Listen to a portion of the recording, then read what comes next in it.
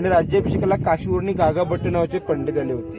त्या पंडितांनी काशीवरून येताना 7 नद्या आणि 7 समुद्रांचं पाणी महाराजांच्या अभिषेकाला आणलं होतं। उखळ आहे आणि इकडे चूल, इकडे चूल आहे। पैठणच्या कापडाने मखमलच्या फुलाने मनोरे सजवलेले असते आणि सायंकाळ झाली की त्या मनोऱ्यात 420 पंथांनी मशाली लावल्या जायच्या। तर मित्रांनो, मागच्या एपिसोडमध्ये तुम्ही बघितलं असणार की आम्ही रोपवेने गडावरती आलेलो आहोत। तर ही गडाची मागची बाजू आहे आणि इथून आपल्याला जायचं आहे वरती गड फिरण्यासाठी। तसं पाहिलं तर रायगड आपण पुस्तकातून, कथा कादंबऱ्यातून वाचलेला आहे, लोकांच्या तोंडून ऐकलेला आहे, पोवाड्यातून ऐकलेला आहे। पण ज्या गडाबद्दल आपण एवढं वाचलेलं आहे, ऐकलेलं आहे, त्या गडावरती प्रत्यक्ष येऊन तिथला इतिहास जाणून घेण्यामध्ये किंवा ऐकण्यामध्ये एक वेगळीच मजा असते। म्हणून मग आम्ही सोबत एक गाईड घेतला आणि आता पूर्ण इतिहास आपण जाणून घेऊया त्याच्याकडूनच। तुम्ही ऐका आणि बघा आणि तुम्हालाही अंगावरती काटा आल्याशिवाय राहणार नाही। रायगड हा एका एपिसोडमध्ये दाखवणे शक्य होणार नाही, म्हणूनच आपण सिरीज बनवून दाखवत आहोत। चला तर मग जाणून घेऊया रायगडचा इतिहास।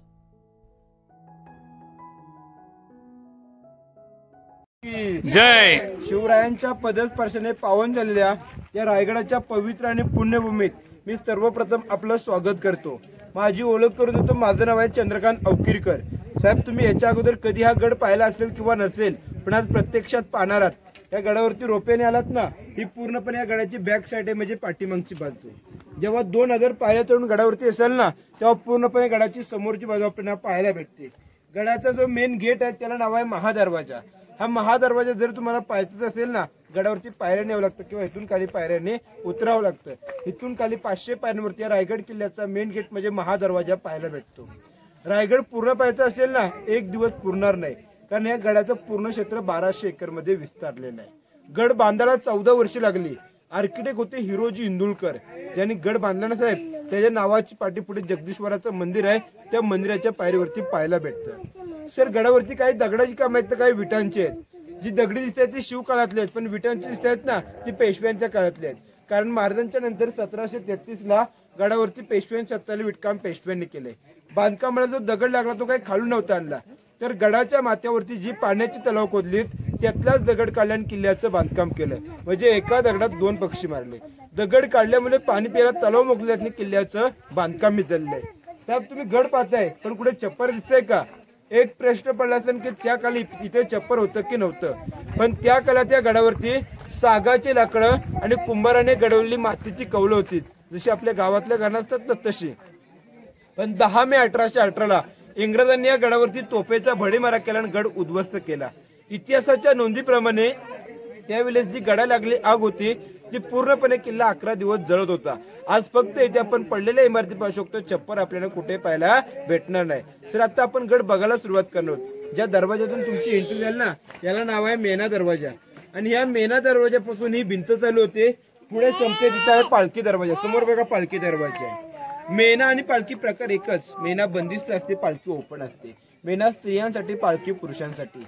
या मेना गेट मधून महाराजांच्या राण्या मेन्यात बसून बाहेर पडायच्या, तर पालखी गेट मधून शिवाजीराजे किंवा संभाजीराजे यांची खालून पायी गडावरती पालखी आली ना, त्या पालखी गेट मधून याची गडाच्या बाहेर पडायचे असेल तरी त्या पालखी गेट मधून बाहेर पडायची। पालखी गेट ते मेना गेट यांच्या दरम्यान ही भिंत दिसते। एकाला एक लागून 6 दरवाजे, एकाला एक लागून 6 सेमटेचे महाल आहेत। या महालांना इतिहासात म्हटलंय राणीमाल। साहेब, राणीमाल म्हटलं तर शिवरायांना 8 राण्या होत्या। नाव होती सईबाई, सोयराबाई, पुतलाबाई, काशीबाई, सगुणाबाई, सकवारबाई, लक्ष्मीबाई आणि गुणवंताबाई, अशा महाराजांना 8 राण्या होत्या। पण या गडावरती तुम्हाला 6 माल पाहायला भेटतील। एक प्रश्न पडतो की शिवरायांना राण्या 8 होत्या, या गडावरती 6 माल आहेत, तर महाराजांच्या 2 राण्या राहायच्या कुठे? महाराजांच्या ज्या पडराणी होते ना सईबाई, या सईबाईंची देवाज्ञा किल्ले राजगडवरती आले। आज जर तुम्ही राजगडला गेलात ना, तर सईबाईंची समाधी पाहायला भेटेल तिथे। ज्या पुतलाबाई होत्या त्या खाली पाचड गावी राहायच्या जिजाऊंच्या सेवेसाठी, आणि उरल्या 6 राण्या या 6 माळात राहिल्या। साहेब, या राणीमालांच्या समोर या आडवे ओटे दिसतात, यांना म्हटलं दाशी ओटे, म्हणजे त्या काळातल्या ज्या राण्यांच्या ज्या सेविका होत्या ना, त्यांची इथे राहण्याची व्यवस्था होती, जेणेकरून मालातून जर राणीने आपल्या दाशीला आवाज दिला तर दाशी येथून आतमध्ये जायची। आतमधलं जे राणीचं छोटं मोठं काम असेल ते आटपून परत याच ठिकाणी येऊन बसत होती, म्हणून याला इतिहासात दाशी ओटे म्हटलेलं आहे। सर समोर बघा रेलिंगच्या आतमध्ये 3 खड्डे दिसत आहेत ना, हे शिवकाळातलं धान्य कोठार आहे. तुम्हाला जर स्वराज्याचं खरं धान्य कोठार माहिती असेल ना, तर कोल्हापूर मधल्या पन्हाळा गडावरती आहे. गंगा, यमुना आणि सरस्वती ही 3 नाव आहेत त्यांना. 52 फूट हाईटची आहेत. वरून धान्य टाकायचं, खालून काढायचं अशी त्याची रचना होती. सर याच्यात पोत्यान टाकायचं आणि काढताना शिडीने काढता अशी याची रचना होती. पहिला खड्डा 22 फूट, दुसरा 18 फूट, तिसरा 15 फूट. 6 महिने पुरण एवढं धान्य त्याच्यात ठेवलं जायचं. पण या धान्याचा उपयोग कधी केला जायचा, जर एमर्जन्सी या रायगडाला शत्रूने वेढा मारला तर जाण्या येण्याचे मार्ग बंद होणार. त्यामुळे याच्यात जे धान्य ठेवलं जायचं तेच खाल्लं जायचं. त्या धान्य कोठाराच्या खालच्या बाजूला साहेब बघा पडक्या इमारती दिसत आहेत. त्यांना मंत्र्यांचे वाडे म्हटलेले आहे. शिवरायांच्या मंत्रिमंडळात एकूण 8 जण मंत्री होते, कारण 365 गडांचा कारभार ह्या रायगडावरून केला जायचा. त्यामुळे महाराजांनी या ठिकाणी 8 मंत्र्यांना 8 घरं बांधली होती. इथे 5च घरं दिसत आहेत. पण इकडे बघा मागच्या बाजूला, तर पुढे आलं ना, मागच्या बाजूला जी छोटी घरं दिसत आहेत ना, त्यात मंत्र्यांचे टॉयलेट सिस्टम आहे. जशी आपण तिकडे राहण्याची पाहिलीत ना, तशी त्याच्यात मंत्र्यांची टॉयलेट आहे. सर इथे 5 वाडे दिसतात, पण समोरचं झाड आहे ना, झाडांच्या खालच्या बाजूला अजून 3 वाडे आपल्याला पडलेल्या अवस्थेत पाहायला भेटतात.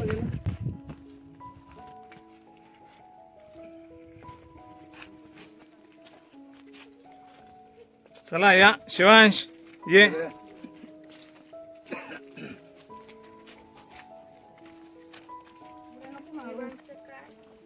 बोला छत्रपती शिवाजी महाराज की जय. सर बघा अतिशय महत्वाच्या आणि पावित्र्याच्या, चपला घालून जाऊ नका, अतिशय महत्वाच्या आणि पावित्र्याच्या ठिकाणावरती आता आपण आलेलो आहोत. तुम्हाला या भिंतीपासून समोर बघा प्लास्टर केली भिंत दिसते का, या भिंतीपासून त्या भिंतीचं अंतर आहे 200 फुटापेक्षा जास्त.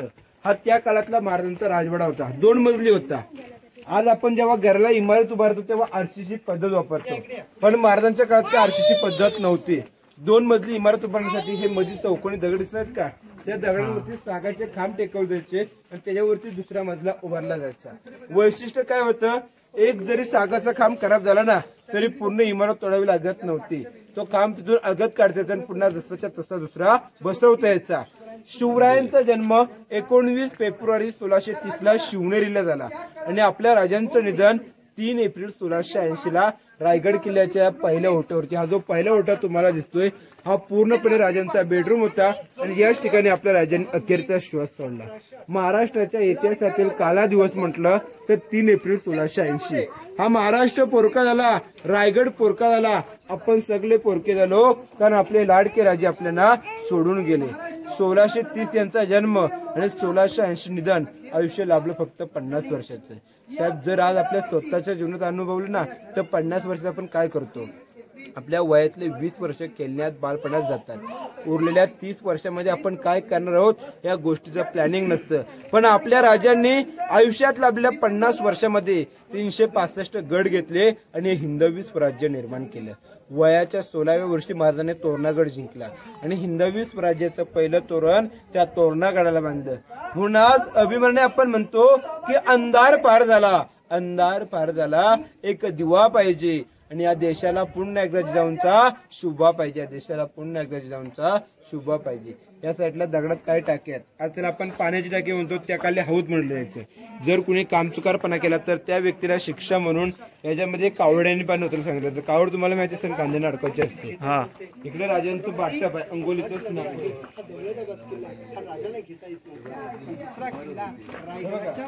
हे बाटप आहे आणि 2 चित्र आहेत ना त्या आउटलेट होत्या पाणी निघून जाण्यासाठी. महाराजांना स्नान करत असेल ना तेव्हा तिथे झाकण टाकायचं.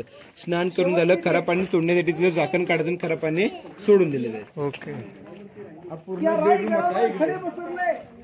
शिवरायांच्या पायी आणि ही स्मारक मोठी ही दुसरी दंडवलं. महाराजांचा राजवाडा पूर्णपणे पाहत आहोत. सूर्या वाड्यात बघा एकाला एक लागून 4 ओटे दिसतात. 1 2 3 4. आज हे ओटे आपल्याला ओपन दिसत आहेत, पण महाराजांच्या काळात ह्या 4 वेगवेगळ्या रूम होत्या. जी पहिली महाराजांची बेडरूम होती तिथं त्यांचं निधन झालं. आज याच्यावरती आपण उभे आहोत ना ही महाराजांची स्वयंपाक रूम होती, कारण महाराजांच्या काळात 300 लोक रायगडावरती राहायला होते. स्वयंपाक रोज व्हायचा, मोठ्या प्रमाणात व्हायचा. पण शिवरायांचा आणि राजघराण्यातील लोकांचा स्वयंपाक इथे बनवला जायचा, कारण त्यावेळेस विष प्रयोग मोठ्या प्रमाणात व्हायचे. तर या स्वयंपाकाची ओळख म्हणलं तर त्या काळातलं उकल आपल्याकडे गावाला असतात ना तसं. समोर बघा चुली आहेत, दिसल्या का? हा ओके. हे उखळ आहे इकडे चुली आणि इकडे चूल. स्वयंपाक रूम, इकडे चूल आहे. चूल आहे या इकडे. हे झालं स्वयंपाक रूम. त्याच्या पुढचा लांब मोठा दिसतोय ना सचिवालय, दप्तरखाना. म्हणजे जे राजाच्या हा लांब मोठा हा जे उभे आहेत ते उभे आहेत तो सचिवालय दप्तरखाना आहे. ओके. त्याच्या पुढे बघा छोटासा 1 नंबरला ओटा दिसतोय ना, त्याला दिवाने खास म्हटलेलं आहे. तुम्हाला ऐकून किंवा वाचून माहिती असेल दिल्लीच्या लाल किल्ल्यावरती दिवाने आम आणि दिवाने खास असे 2 प्रकार पडतात. बरोबर. आपण जर दिवाने आम म्हटलं तर गरीब जनतेचे, खास म्हटलं तर विशेष आणि व्हीआयपी लोक आहेत. बरोबर. त्यापैकी ते दिवाने खास आहे. जर महाराजांना कोणी परदेशी नागरिक किंवा इंग्रज भेटायला आले ना तर त्यांची मिटिंग तिथे त्या ठिकाणी घेतली जायची. आता पुन्हा एकदा लक्ष द्या. 1 नंबरला बेड, 2 नंबरला स्वयंपाक रूम, 3 नंबरला सचिवालय, 4 नंबरला दिवाने खास आणि या वाड्याच्या चारी बाजून जे छोट्या छोट्या खिडक्या दिसतात त्यांना इतिहासामध्ये टेहळणी बुरुज म्हटलेलं आहे. टेहळणीला सन्मानार्थी शब्द आहे पहारा. उभे राहायचे आणि या वाड्याला पूर्णपणे संरक्षण द्यायचे. असा हा शिवरायांचा पूर्णपणे राजवाडा होता. आणि आता आपण पाठीमागे पांढरा गुप्त खलबतखाना म्हणजे गुप्त चर्चा करण्याचं ठिकाण बघा. तिकडे बघा समोर तो आहे हिरकणीच्या कडा. हिरकणीचा जी माता आपल्या बाळासाठी कडा उतरली होती ना ती तोच कडा उतरली होती. तो जो आहे तो आलात ना तोच कडा आहे. पण त्या कड्याचं शेवटचं टोक पश्चिमेचं टोक म्हणजे हिरकणी. तो हिरकणी बुरुज आहे का तो? हिरकणी बुरुज आहे. अच्छा. रात्रीच्या अंधारात ती माय माऊली आपल्या जीवाची पर्वा न करता तिथून उतरली होती. ते तिथून खाली उतरली ना तिथे मोठी तटबंदी बांधली. त्या तटबंदीला हिरकणी बुरुज नाव दिलं. तटबंदी का बांधली? एक स्त्री कडा उतरून जाऊ शकते तर शत्रू कडा चढून सहज वरती येऊ शकतो म्हणून तिथे मोठी तटबंदी बांधली. त्या तटबंदीला हिरकणी बुरुज नाव दिलं. आणि तिच्या गावात राहायची ना म्हणजे आज जिथे रोपे प्रकल्प चालू आहे ना त्या गावाला हिरकणीवाडी असं नाव दिलेलं आहे. जर समोर तुम्हाला विटांची रूम दिसते बघा. रूमच्या आतमध्ये पाहायला काय समोर आहे पण त्याला इतिहासात म्हटलं टाकसाल. टाकसाल म्हटलं तुम्हाला आपली आरबीआय बँक माहिती असेल. बँकांची बँकच्या नोटा छापतात. तसं शिवकालात नाणे राजमुद्रा घडवलं जायचं ते सर्व त्याच्यामध्ये घडवलं जायचं. बरोबर. जो आपला कॉइन असतो ना बँकेचा त्या कॉइनवर लिहिलं असतं सत्यमेव जयते. पण त्या काळातली जी शिवरायांची राजमुद्रा होती अष्टकोनी होती म्हणजे 8 कोन होती. आणि त्या मुद्रेवरती लिहिलं होतं की प्रतिप चंद्र लेखेव वरदे विष्णू वंदिता शहा सुनो शिवसाईशा मुद्रा भद्राय राजाची अशी राजांची राजमुद्रा होती. आणि त्या मुद्रेचा अर्थ असा होता जो की आपला प्रतिपदेचा म्हणजे पहिल्या दिवसाचा जो चंद्र असतो तो पौर्णिमेपर्यंत जसा कलेने वाढत जातो तसंच शहाजीराजे यांचे पुत्र शिवाजीराजे यांचं हे हिंदवी स्वराज्य त्या चंद्राच्या कोरीप्रमाणे वाढावं ही श्रेंचीची असा त्या राजांच्या राजमुद्रेचा अर्थ होता. समोर डिझाईन वाली इमारत का समोरची डिझाईन 7 मजली होती. 7 मनोरे होते ते. त्या महाराजांच्या राण्या असतात ना त्या दुपारच्या वेळेत विश्रांतीला हवा घ्यायला मनोऱ्यात जाऊन बसायच्या. पैठणच्या कापडाने मखमलच्या फुलाने मनोरे सजवलेले असते. आणि सायंकाळ झाली की त्या मनोऱ्यात 420 पंचायती मशाली लावल्या जायच्या. इकडे विटांच्या खाली दगडी काम दिसतंय. हा होता विजयस्तंभ एकावर एक 7 मजली. राजे कुठले गडकिल्ले जिंकून आले किंवा कुठली लढाई जिंकली तर विजयाचं प्रतीक पुण्याच्या वरच्या मजल्यावरती भगवा ध्वज फडकावला जायचा. मशाले पेटवल्या जायच्या जेणेकरून इथल्या आजूबाजूच्या खेडोपाड्यातल्या गावातल्या लोकांना समजलं पाहिजे की आपले राजे कुठली तरी लढाई जिंकली आहे कुठेतरी विजय प्राप्त केले म्हणून याला इतिहासात विजयस्तंभ म्हटले. तर वरती बघा तुम्हाला गोल इमारत का समोरची दगडी आता 2 मजले त्या काळात 5 मजली होती. त्याला सज्जा कोटी म्हटलं जातं. साहेब जेव्हा आपण घर बांधतो ना तेव्हा त्या घराला एक मागची बाजू किंवा पुढची बाजू बाल्कनी ठेवतो गेला बरोबर आहे. तशीच ती आपल्या राजांची एकावर एक 5 मजली सज्जा कोटी बाल्कनी होती. राजे दुपारच्या वेळेत विश्रांतीला हवा गेला इमारतीच्या 5व्या मजल्यावर जायची आणि 5व्या मजल्यावर विश्रांती घेत हवा घेत तिथल्या आजूबाजूच्या परिसराची पाहणी करायची. या ठिकाणी सर जो तुम्हाला आयताकृती चौकोन दिसतोय ना हा जो आहे तो चेंबर फॉर सिक्रेट डिस्कशन. त्याचे प्रमुख होते बहिरूपी बहिर्जी नाईक. कुठल्या राज्यात जाऊन ते वेषांतर करण्यात पाठवत होते तिथल्या बातम्या ते मर्दानाच्या आतमध्येचे. साहेब याच्या आतमध्ये एक सिक्रेट रूम जसं आपलं तलगर असतं ना गुप्त चर्चा केली जायची. जसं की आपण मराठीत म्हणतो ना या कानाचं बोललेलं त्या कानाला समजा नको. किल्ल्याची समोरची बाजू आहे जे शिवभक्त पायी चढण्यात जात ना ते समोरची बाजू आहे. हे बघा समोर लोक जाताना दिसत ना इकडे उतरतायत. खाली जर 500 पायरी उतरलो ना आपण ती गडाचा महादरवाजा पाहायला भेटतो. समोर बघा रेलिंग वर टोक आहे भगवा ध्वज फडकतोय बघा. रायगड किल्ल्यात पनिशमेंट पॉईंट. जर कोणी चोरी लबाडी गद्दारी पितोरी केली हातपाय बांधाचे कोणत्याच गरजा तिथून खाली 1200 फूट दरीमध्ये फेकून दिलं जायचं. या ठिकाणी जे तलाव पाहताय या तलावाला नाव आहे गंगासागर तलाव. या तलावाचं वैशिष्ट्य असं आहे की शिवरायांचा राज्याभिषेक सोहळा 6 जून 1674 गडावरती पार पडला आणि राज्याभिषेकाला काशीवरणी गागा भट्ट नावाचे पंडित आले होते. त्या पंडितांनी काशीवरून त्यांनी 7 नद्या आणि 7 समुद्रांचं पाणी महाराजांच्या अभिषेकाला आणलं होतं. महाराजांना अभिषेक घातला आणि उरलेलं पाणी याच्यात सोडून दिलं म्हणून याला पवित्र गंगासागर असं म्हटलेलं आहे. काठापासून याची खोली 32 फूट खोल आहे. 12 महिने याच्यात पाणी असतं. आतमध्ये जिवंत जर आहे म्हणजे आतल्यातच पाणी निर्माण होतं. पण साहेब गडावरचे जे मोठमोठे कार्यक्रम करतात ना, शिवराज्याभिषेक असेल, जयंती, पुण्यतिथी, त्या कार्यक्रमाला यातलं पाणी घेतलं जातं कारण किल्ल्याचं प्रमुख पाण्याचं स्रोत आहे. आता पुढे आपण दरबार आणि होली सिंहासन पाहूया. बोला छत्रपती शिवाजी महाराज की जय. इकडे वरती आलो पण गरम एवढं होत नाही ना, हवा थंड आहे अगदी. हा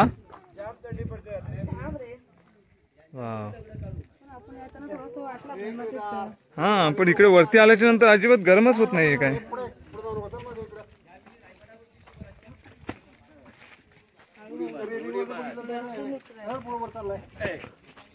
प्रामुख्याच्या ठिकाणावरती आता आपण आहोत. या ठिकाणी जो तुम्हाला हा मोकळा परिसर दिसतोय हा पूर्णपणे आपल्या राजांचा त्या काळातला दरबार आहे. समोरचं सिंहासन, याच ठिकाणी राजांचा राज्याभिषेक सोहळा 6 जून 1674 मोठ्या थाटामाटात पार पडला होता. दरवर्षी सालाबाद प्रमाणे या ठिकाणी 6 जूनला राज्याभिषेक उत्सव संपन्न केला जातो. पण त्या काळातलं जे महाराजांचं सिंहासन होतं 32 मणाचं सोन्याचं होतं. तुम्ही 1 मन म्हणाल ना, 1 मणाचं वजन होतं 40 किलो आणि 32 पण म्हणाल तर 1280 किलोचं छत्रपती शिवरायांचं रत्नजडित सोन्याचं सिंहासन होतं. औरंगजेबाचा सरदार जुल्फिकार खान याने 3 नोव्हेंबर 1689 या गडावरती येऊन इथून आपल्या राजांचं सिंहासन लुटून नेलं. आज समोरचं सिंहासन तुम्ही बघताय ना, राजांचे 13वे वारसदार, तुम्हाला कोल्हापूर मधले संभाजीराजे माहिती असतील, त्यांनी 6 जून 2009 ला ते सिंहासन बसवलेले आहे. पंचधातूचा 600 किलो वजनाची मूर्ती आहे. सिंहासनाच्या वरचं छप्पर आहे, त्याला इतिहासात मेघडंबरी म्हटलेलं आहे. ती मेघडंबरी भारताचे 7वे राष्ट्रपती डॉक्टर ज्ञानेंद्र सिंग यांनी 1985 ला ती मेघडंबरी बसवलेली आहे. सर सिंहासनाच्या खाली ते 3 खिडक्या दिसत आहेत का, त्या 3 खिडक्यांच्या आतमध्ये जर आपण डोकावून पाहिलं तर आपल्या राजांचं जे पूर्वीचं 32 मणाचं सिंहासन ज्या दगडा होतो तो दगड आजही तिथे आपल्याला बघायला भेटतो. फक्त वरती जायला आता एंट्री नाही. जो गेट दिसतो याला नाव आहे नगारखाना गेट. तुम्ही गेट ऑफ इंडिया पाहिला असेल मुंबईचा, मुंबईच्या गेट ऑफ इंडिया हा गेट पाहून इंग्रजांनी मुंबईला गेट ऑफ इंडिया उभारलेला आहे. त्याच्यावरती नगारे वाजायचे, दिवसातून 2 वेळा वाजायचे. एक म्हणजे सकाळी सूर्योदय झाला त्याच्यावरती नगारा वाजला की या गडाचा मेन गेट म्हणजे खालचा महादरवाजा उघडला जायचा. सायंकाळी सूर्यास्त झाला याच्यावरती नगारा वाजला की गडाचा महादरवाजा बंद व्हायचा आणि एकदा महादरवाजा बंद झाला की गडावरती कुणाला येण्याची एंट्री आणि गडाच्या बाहेर कुणाला जायची एंट्री असा राजांचा आदेश होता, असा हुकूम होता. तर मध्ये जालीवाली टाकी दिसते बघा समोर, दरबारातल्या लोकांची पाणी पिण्याची व्यवस्था त्याच्यामध्ये समोरची लोकांची मागे बघा, दरबाराची लोक बसवायची ना त्यांची पाणी पिण्याची व्यवस्था असायची. सर त्या सिंहासनापासून याचं अंतर आहे 200 फुटाचं. पण त्या टायमाला इथे दरबार बसायचा आणि समोर राजा बसायचे. लाईटची माईकची काय व्यवस्था नव्हती. तरी पण राजा तिथे बसून बोलले ना तरी शेवटच्या व्यक्तीपर्यंत ऐकायला यायचं. इथे जरी कुणी कुजबुजलं ना तरी इथपर्यंत ऐकायला यायचं. त्या काळातलं दरबारातलं वास्तुशास्त्र आहे दोन्ही चमत्कार. या गोष्टीला 350 वर्ष होऊन गेली. आज 350 वर्षानंतर या गोष्टीचा उलगडा घ्यायचा म्हटलं तर आजही तिथे बोललं तर इकडे ऐकायला येतं, इकडे बोललं तर तिकडे ऐकायला येतं. काही इतिहासकार काय म्हणतात की या दगडामुळे इकडे बोललेलं तिकडे ऐकायला जायचं, तिकडे बोललेलं इकडे ऐकायला जायचं, सगळ्यात दगडामुळे. महाराजांच्या राज्याभिषेकाची तारीख होती 6 जून 1674. काशीच्या गागाभट्टांच्या हस्ते या ठिकाणी राज्याभिषेक सोहळा पूर्ण होतो. पण त्या राज्याभिषेकाच्या वेळी या दरबारात एक ललकारी अशी झाली होती की प्रौढ प्रताप पुरंदर क्षत्रिय कुलवतांश सिंहासनाधीश्वर महाराजाधिराज योगीराज श्रीमंत राजा शिवछत्रपती शिवाजी महाराज की जय. जय भवानी, जय शिवाजी, हर हर महादेव. तर पुढे आपण होलीचं मैदान बाजारपेठ दरबारात गेलेला दरवाजा होता. इथे त्या ठिकाणी कडे दिसते दरवाजाच्या कडे होत्या. ओके, मेन दरवाजा काय? हा, दरबारात येण्यासाठी हा दरवाजा होता. समोर ध्वज दिसतोय ना, 15 ऑगस्ट 26 जानेवारी 1 मे इथे तिरंगा पडला जातो. समोर त्याच्यावरती हा शिवराज्याभिषेक जयंती पुण्यतिथी असेल तेव्हा भगवा पडतो. अच्छा, समोर ते चौकोनी बांधा बघा दगडात पुढे हे घोड्यांचं पाणी पिण्याचं भांड आहे. सर तुम्हाला महाराजांची कृष्णकोडी माहिती असेल, ती कृष्णकोडी महाराजांना दरबारात सोडवली यायची. जोपर्यंत राजे दरबारात आहेत ना तोपर्यंत तिची खाण्याची पाणी पिण्याची व्यवस्था त्या ठिकाणी केली जायची. म्हणून त्याचं आपल्याला त्या ठिकाणी पाहायला भेटतं पाणी पिण्याचं. आता घोड्यांचं टप म्हणलेलं आहे, हॉर्स टप पाणी पिण्याचं. अच्छा, हे खास महाराजांच्या कृष्णा घोडीसाठी होतं. ओके, 2007चं हे काम सगळं आहे. अच्छा, हे बांधकाम नंतर 2007चे. गडाच्या ज्या पायऱ्या आहेत ना हा हा, त्या इंदिरा गांधींनी केल्या होत्या. ओके. पण आता त्या जास्त होत्या, 1700 होते ना, त्यामुळे ते कमी करून आता 2000 केले. हे काम 2007चं आहे. अच्छा, ओके. पहिली महाराजांच्या काळात पायऱ्या नव्हती, अशी पाऊल होती. अच्छा, हा हा हा, राईट. अशा पद्धतीची पावलं.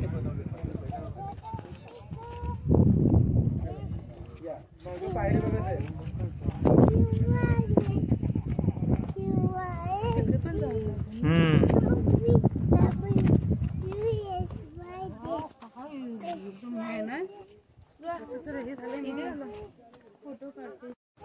आणि इकडे एक तसं चित्र दिसतंय का, त्या टायमाचे ड्रेनेज सिस्टम. अच्छा, हे इथे आहे ते. हा, जिथे आपण दरबार पाहिलं ना तिकडे जे पावसाचं खराब पाणी असतं ते इकडे यायचे. अच्छा. पण आता सध्या सिच्युएशन काय आहे, कचरा साठवून माती साठवून खड्डे प्या गेले, त्यामुळे का आता पाणी येत नाही. ओके. या ठिकाणचं जे मैदान पाहायला भेटते ना, या मैदानाला नाव आहे होलीचं मैदान, होलीचा माल. होली माहिती आपल्या गावात शिमग्याला पेटवतात ना, तशी शिवाजी राजांच्या काळात त्या मैदानावरती होली पेटवली जायची. आणि इथे होली पेटली की इथल्या आजूबाजूच्या खेडोपाड्यात होली पेटवली जायची. राजे पेटते होते एक नारळ टाकायचे. जो कोणी बहादूर, जो कोणी मावळा आपल्या स्वतःच्या हाताने ओलीतून नारळ काढेल त्याला हातातला 1.25 किलो सोन्याचा कडा, एक गोडान डोक्यातला पेटा बक्षीस दिला जायचा. होलीतून नारळ जेव्हा संभाजी महाराजांचं वय 9 वर्षाचं होतं ना तेव्हा त्याने होलीतून नारळ बाहेर काढला होता. शिवरायाने आपल्या स्वतःच्या मुलाला तेच बक्षीस दिलं, 1.25 किलो सोन्याचा कडा, एक गोडान डोक्यातला पेटा. तरी समोरची महाराजांची प्रतिमा दिसते ना, महाराष्ट्र राज्याचे पहिले मुख्यमंत्री यशवंतराव चव्हाण आणि इंदिरा गांधी यांनी 1974 ला ही प्रतिमा इथे बसवलेली आहे. प्रतिमेच्या वरचं जे चित्र आहे ना, 2 जून 2012 ला सातारचे उदयनराजे भोसले आणि संभाजी भिडे गुरुजींनी वरचं चित्र बसवण्यात आलं. पण ऍक्च्युली प्रतिमा जिथे आपण सिंहासन पाहिलं ना तिथे बसवण्यात येणार होती. पण ही प्रतिमा तिथे न बसवता इथे का बसवले की राजे जेव्हा 32 पणाच्या सोन्याच्या सिंहासनावर बसायचे ना तेव्हा पायात जोडे वापरत नव्हते, चपला वापरत नव्हती. ही प्रतिमा निर्माण करणाऱ्या शिल्पकाराने महाराजांच्या पायात चपला तयार केल्या आहेत, म्हणून ही प्रतिमा तिथे न बसवता इथे बसवण्यात आली. तरी समोरची इमारत आहे ना त्या काळातली बाजारपेठ आहे. बाजारपेठेची लांबी 800 फूट आहे, रुंदी 40 फूट आहे, दुकानं 44 आहेत. या बाजूला 22, या बाजूला 22 अशी 44 दुकानं आहेत. एका दुकानाचे 3 भाग पडतात. दुकानदाराने पाठीमागे राहायचं म्हणजे साहित्य ठेवायचं, पुरून विक्री करायची. जे पुरुष होते ते घोड्यावर बसून बाजार करायचे, ज्या स्त्रिया असायच्या त्या मेन्यात बसून त्या टायमाला बाजार करायच्या. आता या बाजारपेठेतून सरळ मार्ग पुढे गेला 1 किलोमीटर अंतर आहे, जगदीश्वराचं मंदिर आहे. मंदिर तुम्ही इथून पाहता, इथून तुम्हाला ती मस्जिद दिसते की नाही, पण खऱ्या अर्थाने जेव्हा आतमध्ये प्रवेश करचाल शिवलिंग आणि महादेवाची पिंड पाहायला भेटते. एक प्रश्न पडतो की मंदिर असून आकार मस्जिद टाईप का ठेवले, तर त्या टायमाला महाराजांनी ओळखलं होतं की जर कोणी मुघल या गडावरती आले ना तर त्या मंदिराची तोडफोड व्हायला नको. त्या मुघलांना वाटलं पाहिजे की ती आपल्यासाठीची मस्जिद आहे, उद्देशाने मंदिराचा आकार मस्जिद टाईप ठेवलेला आहे. मंदिराच्या बाजूला व्हाईट घुमट दिसते ना, राजांची समाधी आहे. मला निधन कुठे मी सांगितलं आणि त्या ठिकाणी अग्निदान केलं. त्या समाधीचा जीर्णोद्धार महात्मा ज्योतिबा फुले यांनी केलाय. दादा मंदिरात गेलात की मंदिराच्या पायरीला एक नाव आहे. नाव असं आहे की सेवेचे टाय तत्पर हिरोजी इंदुलकर. त्यावेळेचे आर्किटेक्ट होते, ज्यांनी गड बांधला ना त्या माणसाचं नाव होतं हिरोजी इंदुलकर. गड बांधायला 14 वर्ष लागली, पण अडचण काय माहितीये, महाराजांनी जो बांधकामाला पैसा दिला होता तो पैसा त्या हिरोजीने अपुरा पडला, कमी पडला. मग हिरोजीने काय केलं, आपल्या स्वतःच्या पत्नीचे दागिने, वाडा, घरदार, शेत जमीन विकली आणि या किल्ल्याचं बांधकाम महाराजांना करून दिलं. महाराजांनी हिरोजीला विचारलं, अहो हिरोजी तुम्ही हा किल्ला बांधलात, या किल्ल्याला राजधानीची उपमा दिलीत, तर बक्षीस काय पाहिजे मागा, आम्ही कृष्ण देणार आहोत. ते हिरोजींनी मागून मागून काय मागितलं की राजा सोने नको, चांदी नको, मोरा नको, फक्त मंदिराच्या पायरीला एक दगड लावायचं आणि त्या दगडाला असा मजकूर लिहायचंय, सेवेचे टाई तत्पर हिरोजी इंदुलकर. जेणेकरून राजा जगदीश्वराच्या दर्शनाला त्या मंदिरात तुम्ही दररोज असाल आणि तुमच्या पायाची जी धूल आहे ती माझ्या मस्तकाला अभिषेक घाललेल्या उद्देशाने हिरोजींच्या नावात त्या ठिकाणी पाहायला भेटते. की अंधाराला घाबरत नाही, अंधाराला घाबरत नाही, आबाळाची साथ आहे, मोडेल मोडेल पण वाकणार नाही, ही मराठ्याची जात आहे, मराठ्याची जात आहे. जर जिजामाता जन्माला आल्या नसत्या, अहो जर जिजामाता जन्माला आल्या नसत्या तर आज दिसलं ते आपल्या अंगणामध्ये तुळस आणि छत्रपती शिवरायांना जन्माला घातलं नसते तर दिसलं नसते मंदिरावरचे उंच उंच कलश, तर दिसलं नसते मंदिरावरचे उंच उंच कलश. जय हिंद, जय महाराष्ट्र. ओके मित्रा, थँक्यू सो मच. चांगली माहिती दिलीस तू. धन्यवाद.